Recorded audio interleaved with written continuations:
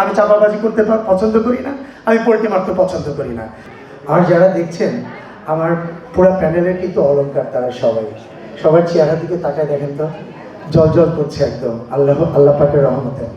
হ্যাঁ, সো এই অলংকারগুলোকে আমি পাশে পেয়েছি, এটা আমার জন্য আসলে আমার তো ক্যারিয়ার অনেক বড় কিছু না, বাট আপনাদের ভালোবাসা পেয়েছি, এটা আমি অনেক অনেক অনেক উপরে।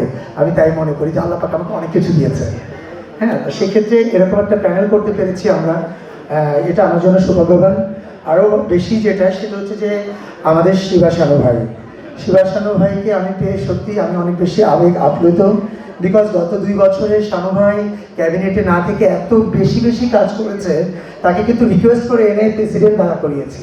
বিকজ তাকে আমি একটা কথাই বলেছি, যে ব্যক্তি কারোর অগোচরে এত কিছু করতে পারে, তাহলে তাকে যদি আমি সামনে নিয়ে আসি, ফ্রন্ট লাইনে আনি, তার কাছে তো আমি আবদার করে আরও অনেক কিছু দিতে পারবো শিল্পী সমিতির জন্য, তাই না?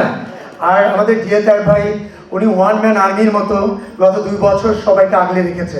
এটা আপনারা সবাই জানেন যে সে ওয়ান ম্যান আর্মি ছিল আমাদের কাছে একজন। আর আমাদের এখানে আরও যারা আমাদের সিনিয়র যারা আছেন, সুব্রত দা, আমাদের সবার পছন্দ জ্যাকি ভাই, আমাদের সবার পছন্দ আলী কাকা, আরও যারা গত প্যানেলে ছিল, তারা সার্বক্ষণিকভাবে পুরা কমিটিটাকে এবং পুরা সমিতিটাকে একদম মানে মৌমাছির মতো রেখে রেখেছিল, যে কোনো ধরনের কোনোভাবে যাতে আমাদের শিল্পী সমিতিতে কোনো আঁচ না রাখতে পারে।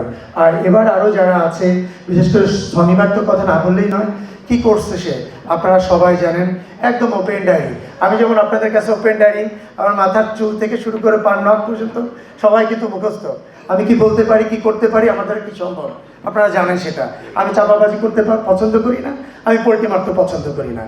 শনিবার সেম, আমরা স্ট্রেট ফরওয়ার্ড, আমরা আমাদের নেতা পেয়েছি, আমাদের প্রেসিডেন্ট পেয়েছি, আমরা স্ট্রেট ফরওয়ার্ড। আমরা কারো পিছনে কথা বলতে পছন্দ করি না, আমরা সোজা যাবো ভাই, সোজা পথে হাঁটবো, সোজা খাবার খাবো।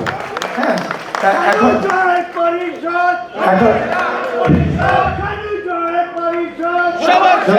ধন্যবাদ আমি থ্যাংক ইউ আছে, সবাই আছে, আমরা সবাই আছি সবাই আছে। আমি আজকে যে লোকগুলো এখানে আছে, সে লোকগুলোকে প্রত্যেকটা মানুষকে আপনার অ্যাসোসিয়েশনের জন্য দরকার। শুধু একটা বার পরীক্ষা করে দেখেন, দরকার কি দরকার না। আপনারা 2 বছর, সামনে 2 বছর আপনারা নিজেরা টের পাবেন। আর আমি আপনাদের ভাই, আমি আপনাদের সন্তান, আমি আমার বোনদের ভাই। আমি আপনাদের কাছে আমি ছোট মানুষ ভাই, আমি অনেক বড় কিছু না। আমার মানুষের ভুলভ্রান্তি হতেই পারে, আমি অনেক সময় অনেক ধরনের ভুলভ্রান্তি করে ফেলতেই পারি। তার জন্য এই না আপনারা আমাকে দূরে সরাই দেবেন, আপনারা মারবেন, আমাকে থাপ্পড় মারবেন, আমি তো আপনার ভাই, ছোটো ভাই, বলবেন তুই এটা না এটা কর। সেই জায়গাটা আমি তৈরি করে নিয়েছি।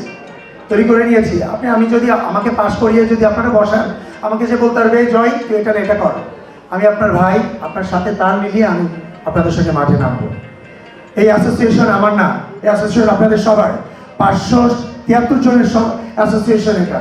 সো আমরা যেটা করবো আজকে এখানে, আমরা প্যানেল পরিচিত অনেকে অনেক কথাই বলে, ভাই আমাকে অনেকে জিজ্ঞেস করছে আজকে আপনাদের ইশতেহার কি, ভাই আমার কোনো ইশতেহার নেই।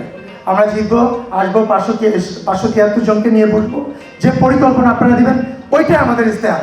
ওই দিন থেকে আমাদের কর্মপ্রাণ শুরু হবে, ওইটা শেষ পর্যন্ত আমরা কাজ করব।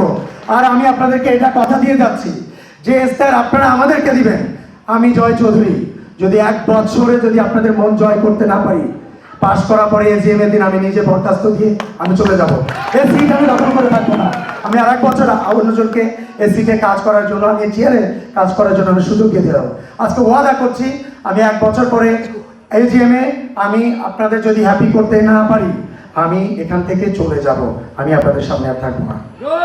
আমি প্রতিবাদ না, আপনারা দেখেছেন আমাকে, আপনারা দেখেছেন করোনার সময়, আমি কত ভালো কত খারাপ আমার পরিবারের মানুষ জানে, সারা বাংলাদেশ জানুক না জানুক এটা আমার দেখার বিষয় না।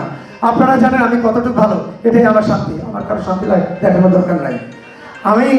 আমি এমন সময় গেছে, আমার ওয়াইফের কাছে অনেক কিছু শুনেছেন, হয়তো অনেকে এটা ফার্স্ট টাইম শুনেছেন। আমি আমার ভিতরে গল্পের কথা কখনো কাউকে বলতে চাই না। আমার আম্মু, আমার ওয়াইফ, তাদের সাথে আমি অনেক নির্যাতন করেছি। এটা আমার কাছে এখন ফিলিংস লাগে আর কি, মনে হয় যে আমি অনেক কিছু করে ফেলেছি, কিন্তু তখন তো আমার মাথায় কাজ করে না।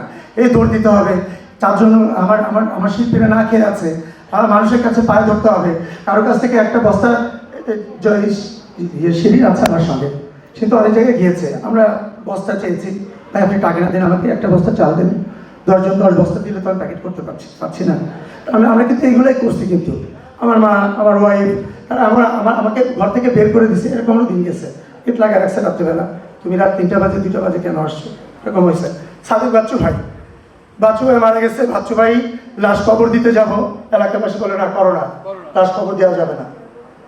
5টা লাশ আমরা কবর করেছি, আমাকে লাশ কবর দিতে দেয়নি। সেই লাশ আমার একটার সময় যে কবর দিতে হয়েছে, এলাকাবাসীকে কনভেন্স বাদ দিয়ে আমরা লোকাল যারা আমাদেরকে পছন্দ করে তাদেরকে নিয়ে আমরা কবরস্থান পাহারা দিয়ে রাত 1টায় বৃষ্টির ভিতরে পানিতে পড়ে গেছে, ডুবে গেছে কবরস্থান, সেই পানি সেচে একটা বাচ্চাকে খবর দিয়েছি। আমি চিন্তা করি আমার বউ প্রেগনেন্ট ঘরে শুয়ে আছে, বাচ্চাদের কাছে গেছি কিন্তু খবর দিতে। কবনি ম্যাডাম, ওয়াসিম ভাই, আমি তো আপনাদের ছেড়ে যাইনি, কিন্তু কেউ বলতে পারবেন না যে আমাকে কেউ কখনো ডাকলে 80%, 100% আর 80% আমি সাড়া দিয়েছি আপনাদেরকে। সো আপনাদের কাছে আমি একটা কথাই বলি, আমার মাও কোনো সুপারস্টার না, আমিও কোনো সুপারস্টার না, আমি সাধারণ ঘরের ছেলে।